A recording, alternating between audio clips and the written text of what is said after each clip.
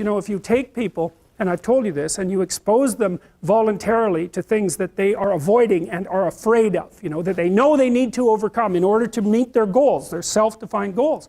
If you can teach people to stand up in the face of the things they're afraid of, they get stronger. And you don't know what the upper limits to that are, because you might ask yourself, like, if for 10 years, if you didn't avoid doing what you knew you needed to do, by your own definitions, right, within the value structure that you've created to the degree that you've done that, what would you be like? Well, you know, there are remarkable people who come into the world from time to time, and there are people who do find out over decades-long periods what they could be like if they were who they were, if they spoke their being forward.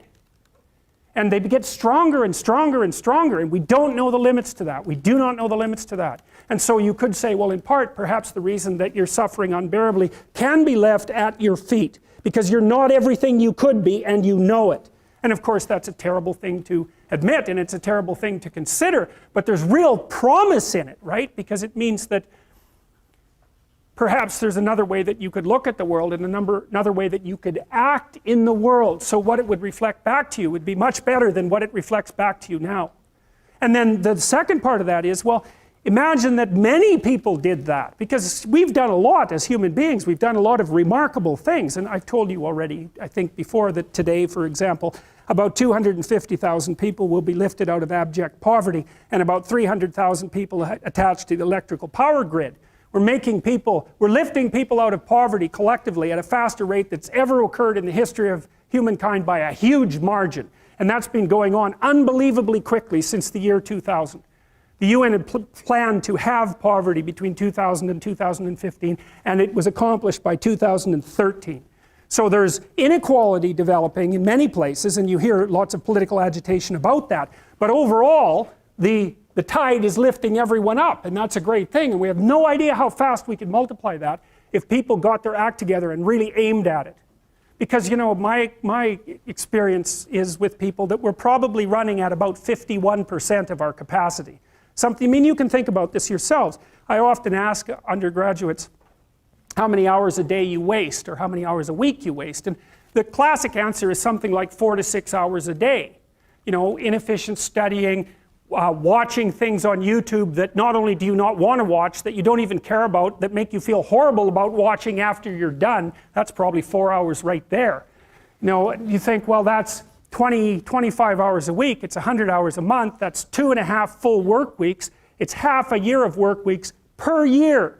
And if your time is worth $20 an hour, which is a radical underestimate, it's probably more like 50 if you think about it in terms of deferred wages.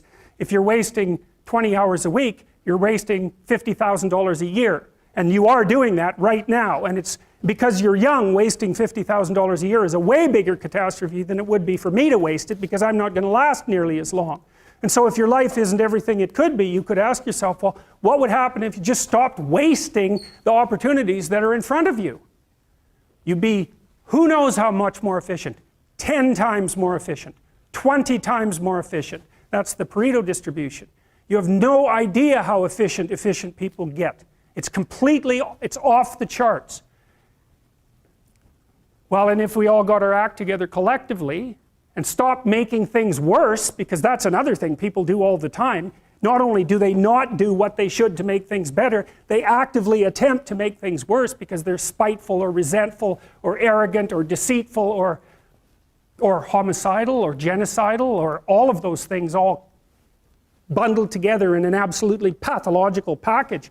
If people stopped really, really trying just to make things worse, we have no idea how much better they would get just because of that.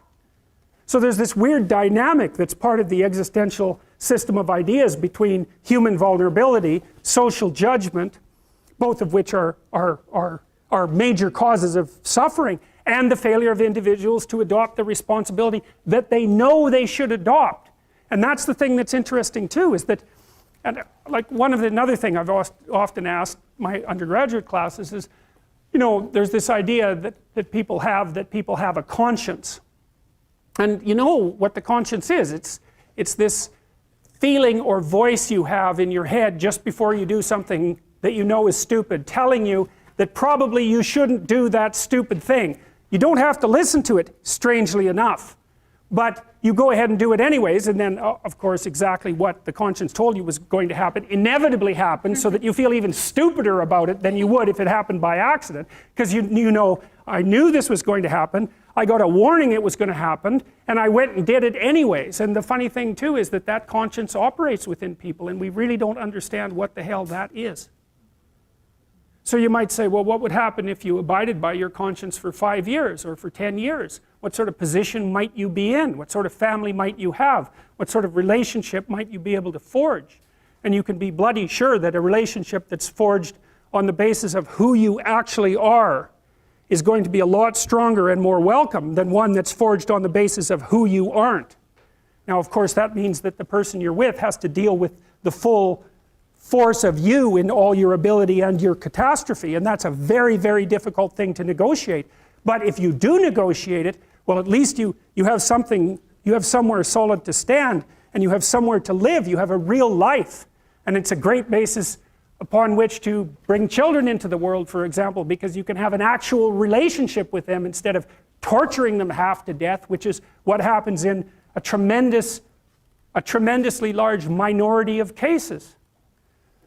Well, it's more than that too, because, and this is what I'll close with, and this is why I wanted to introduce Solzhenitsyn's writings to you. You see, because it isn't merely that your fate depends on whether or not you get your act together and to what degree you decide that you're going to live out your own genuine being. It isn't only your fate, it's the fate of everyone that you're networked with.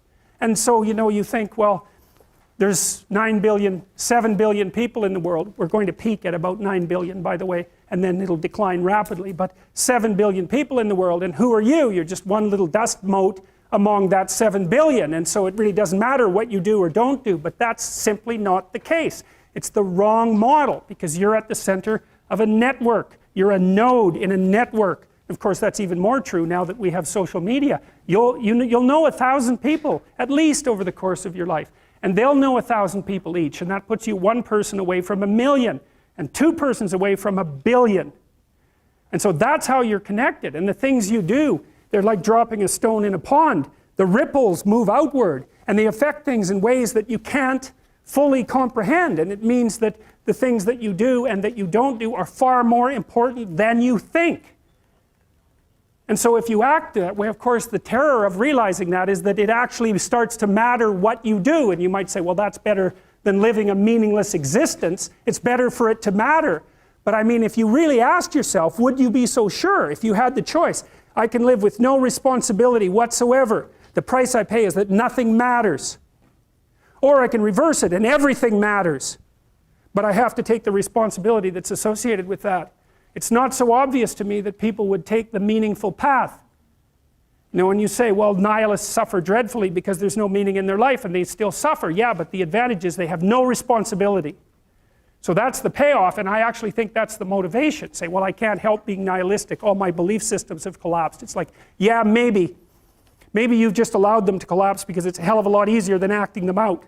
And the price you pay is some meaningless suffering, but you can always whine about that and people will feel sorry for you, and you have the option of taking the pathway of the martyr, so that's a pretty good deal, all things considered, especially when the alternative is to bear your burden properly and to live forthrightly in the world. Well, what Solzhenitsyn figured out, and so many people in the 20th century, it's not just him, even though he's the best example, is that if you live a pathological life, you pathologize your society. And if enough people do that, then it's hell. Really. Really. And you can read the Gulag Archipelago if you have the fortitude to do that, and you'll see exactly what hell is like. And then you can decide if that's a place you'd like to visit, or even more importantly, if it's a place you'd like to visit and take all your family and friends. Because that's what happened in the 20th century.